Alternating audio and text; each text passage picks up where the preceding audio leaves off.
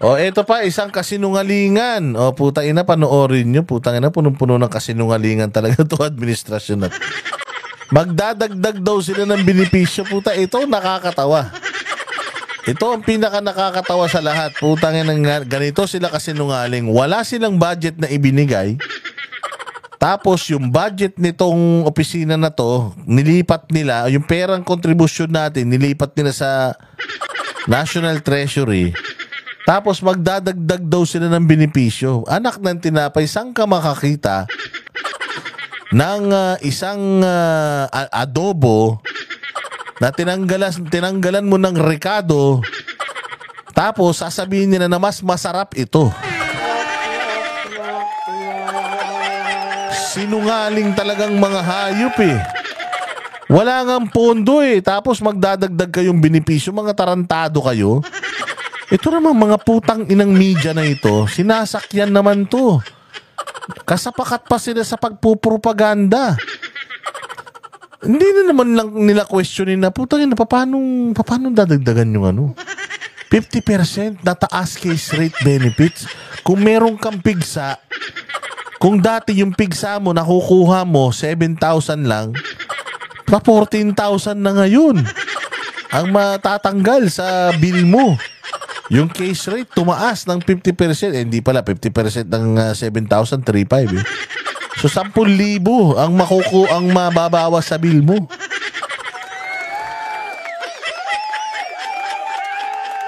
Inano, katarantaduhan. Sobrang gago. Paano madadagdagan? Unang-una sa lahat, PhilHealth, di naman kayo ospital. Putang ina, baka nga balang araw lahat na ng mga member ng PhilHealth hindi na makapasok ng ospital dahil sa kahayupan nyo eh. Kasi alam ng ospital yan eh. Ako nagninegosyo ako eh. Tapos putya, ito PhilHealth lang yung pera. Tapos yung PhilHealth bago ko makasingil. Ang ina niyan. Akala mo, ano ka? Akala mo naglo-loan ka.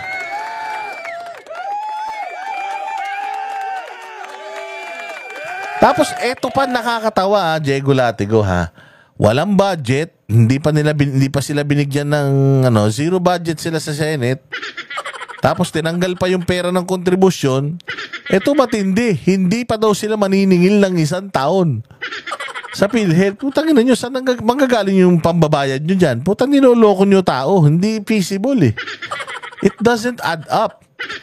Walang budget, tapos ninakaw yung pera sa yung contribution, tapos dadagdagan ng 50% ang case rate. Hayop talaga namang pagkakasinungaling yan. Sige, pasok. Dinagdagan ng PhilHealth ang benepisyo ng mga miyembro nito kahit hindi sila binigyan ng subsidiya ngayong taon. Kabilang sa tinaasan ang PhilHealth coverage para sa mga may dengue at pneumonia. Nasa frontline ng balitang niya, si Ria Fernandez. Zero man ang subsidiya ng PhilHealth ngayon 2025. Ina niyan eh, pwede naman palang zero subsidy. Maraming pala kayong pera eh. Ang laki ng hinuhulog ko dito dati. Ang laki ng hinuhulog ko sa PhilHealth. Putang ina nyo, wag na kayong maningil. Wag na kayong maningil forever. Putang ina, kahit nakawin nyo pera ng PhilHealth, wala kaming pake. Wag kayong maningil forever. Basta pagka ginamit namin yung PhilHealth, kung ano yung karapatan namin, ibigay ninyo, ha? Putsaya, saan ka makakita? Walang pera, pero mas gaganda daw yung serbisyo. Tangina, dito lang sa Pilipinas, ganito kasatanas yung mga nangangako sa Pilipinas. Ganito kasatanas yung mga nangangako sa Pilipinas. Puta na yung tubig, kaya nilang gawing juice.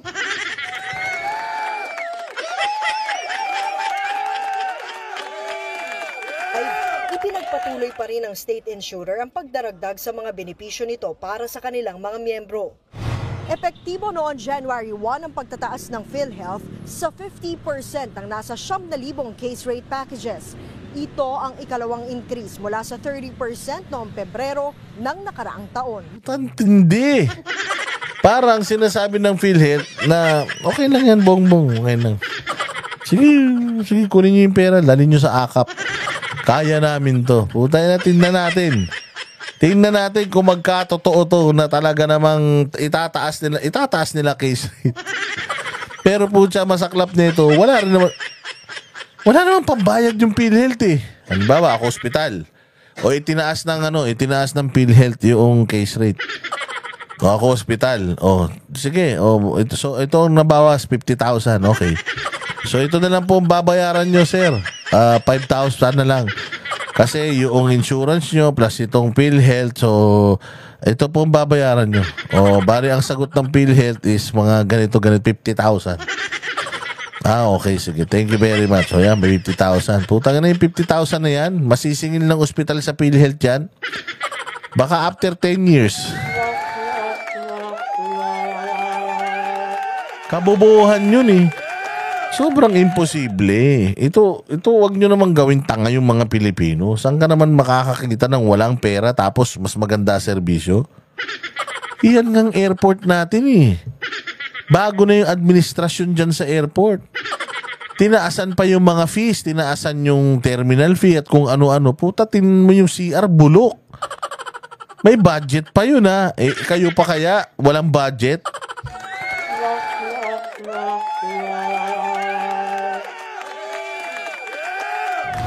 Layo nitong mabawasan ang inilalabas na pera ng mga miyembro sa pagpapagamot at masiguro ang dekalidad na serbisyong pangkalusugan sa gitna ng inflation o ang bilis ng pagtaas. Paano mo It's so hard to believe na magpapaasa na naman kayo ng mga tao. Ito, alam mo, ito talaga administrasyon to ng kahayupan, kasinungalingan. Tanga na lang talaga yung maniniwala no? Sobrang sinungaling. Sagad ang pagkasinungaling nitong mga nasa PhilHealth na ito. Ng presyo ng mga bilihin. Dahil dito, ang case rate para sa pneumonia na 13,000 pesos noon, ngayon 19,500 na. Ganyan na rin ang coverage ngayon sa dengue, mula sa dating 10,000 pesos. Hindi naman isinama sa adjustment na ito ng PhilHealth ang ilang sakit na nangangailangan ng mas malaking coverage. Ilalabas daw nila ang detalyadong listahan sa kanilang website at iba pang official platforms. Madali lang maglabas ng ganyan. Ang tanong, binabayaran nyo ba yung mga ospital? Kasi putay na niyan, itong mga ospital hindi nga nakakasingil sa inyo. Ang daling magtaas ng case rate.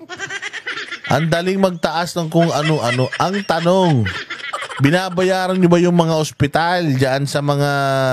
Gano'n ba kalaki ang backlog nyo sa mga private hospitals? Kabilang dyan ang kidney transplant package noong 600,000 pesos, ngayon aabot na sa 800,000 pesos hanggang 2 milyon na ang benefits package. Ang angioplasty benefits para sa mga na-heart attack ay itinaas sa higit kalahating milyon mula sa dating 30,000 pesos lamang. Pero hindi na lang mga inadmit ang makakakuha ng benepisyo. Kahit daw kasi mga pasyenteng nag-walk-in lang o isinugod sa emergency room ng isang PhilHealth accredited facility, sasagutin na rin daw nila ngayon. Hindi kinakailangang ma-confine, but rather after a few hours of stay ay pauuwiin na po. Yan po ngayon ay atin na rin i-cover at babayadan na rin po natin siya. Nagbabalita mula sa Frontline, Ria Fernandez, News 5. Ayan na, panibagong budol. Palakpakan. Palakpakan natin ng maigi. Puta, ibang klase talaga tong administrasyon na to. No? Nuknukan ng sinungaling ang mga hayop. Sagad sa kasinungalingan ng mga buwisit. Yun ako, Diyos ko po. Ito, dito nga tayo kay Erwin Tulfo, yung kanyang proud na pagiging TNT. Ang dami palang balita ngayon. Kala ko wala akong makita. Sobrang daldal ko. Ba't ako malulubat? Nasaan na ba yung ko? Nasaan na ba yung mga saksakan ko? Bakit iba yung saksakan ko dito?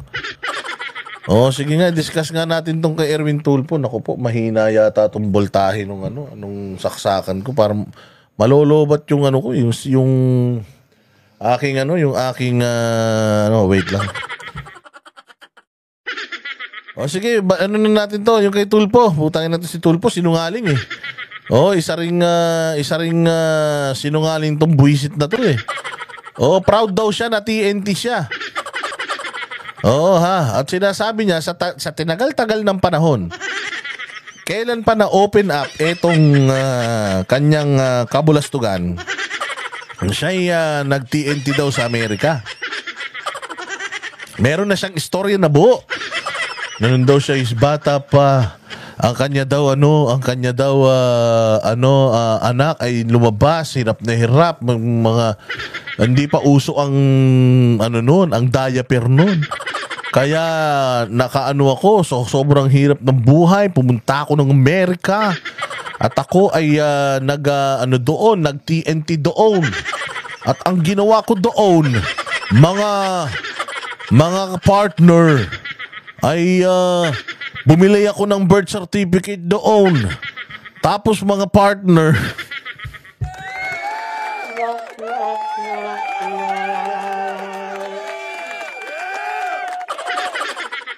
hayop na yan. Saan ka naman maniniwala ka ba dito kay Erwin Tulfo? Pucha yan na sa tagal-tagal nung issue na yun, ngayon lang siya nagano, tapos parang lumalabas pa na siya pa yung biktima, siya pa yung galit. Siya pa yung galit na parang, oy, kayong mga vlogger. Kung masama ang mag-TNT, kung masama ang ganito, guilty ako doon dahil gusto ko lang naman buhayin ang pamilya ko. Wow. Tangina, natatandaan ninyo noong yung mga kasama ni Pastor Apollo Kibuloy na mga akusado sa Amerika na may mga kaso ng fixed marriage, mga ganun, fixed marriage, di ba? Kasi nangyayari, di ba sinasabi naman natin nangyayari yun? Puta, galit na galit sila. Kita mo, lumabag sa batas, ito si Pastor Apollo Kibuloy. Bla bla bla, nagbububula ang bibig nila. Putang ina. Yan yung sinasabi ko sa inyo.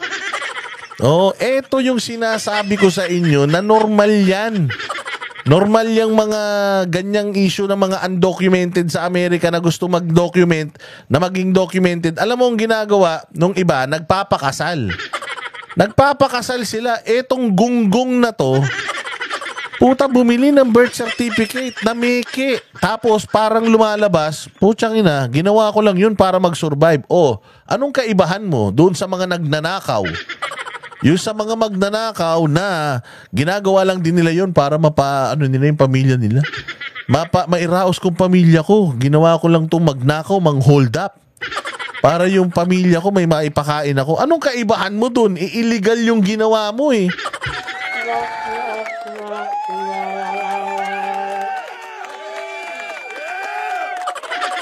Okay lang na mag-TNT. Kung ang problema, tatakbo ka sa posisyon sa gobyerno eh. Manloloko ka eh. Niloko mo ang Amerika. Paano kami maniniwala na hindi mo lolokohin ang Pilipinas? May pinagsasasabi ka bang kayo makinig kayong mga vlogger ha? Magumaganon ka pa. Besides Tulfo, naniniwala ba kayo mahirap tong pamilya na to? Naniniwala kayo mahirap tong pamilya Tulfo na to? Na parang sinasabi niya na pumunta ako, mahirap lang kami. Ulol! Anong mahirap lang kayo? Abogado yung kuya mo. Abogado si Ramon Tulfo. Tangina, paano mahirap? Hindi kayo mahirap. Mayaman kayo.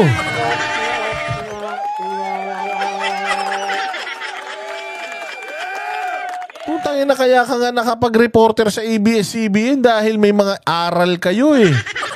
May mga tinapos kayo. Anong sinasabi mong mahirap? Manloloko ka kamo. Niloko mo ang bansang Amerika. At ito nakakatawa. Year 2021-2022, nagtatry ka pang ni-renew mo pa yung iyong visa eh. Diba? Sabi nga nila, ni-renew mo pa yung iyong pasaporte. Yung iyong Amerikanong pasaporte, ni-renew mo pa. Di umano. Just recently. At yaman-yaman mo na nun. Tika, gobyerno ka na nun. Hindi ba? Hi, Kish. Advance happy birthday to me. Thank you very much, Kish. Mabuhay ka. So, ibig sabihin, sinungaling ka.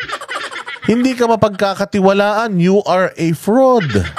Kaya nga nung sinilip yung citizenship mo sa kamera nasilip nila na Amerikano ka, nag-serve ka pa nga daw sa military kuno. So ano yun? Lahat yun kalokohan? Hindi yun ang totoo mong pagkatao? O tapos ngayon, parang galit ka pa, na nabisto ka, tapos sinasabihan mo pa yung mga vloggers na nagko-content dahil totoo naman na sinungaling ka, na ikaw ay parang ginawa mo lang yun dahil gusto mong mag-survive. Eh yun naman pala eh. Eh bakit ang yayabang nyo na kung makaasta kayo ng kapatid mong si Rapi Tulfo, parang wala kayong bahid ng kahayupan sa katawan nyo.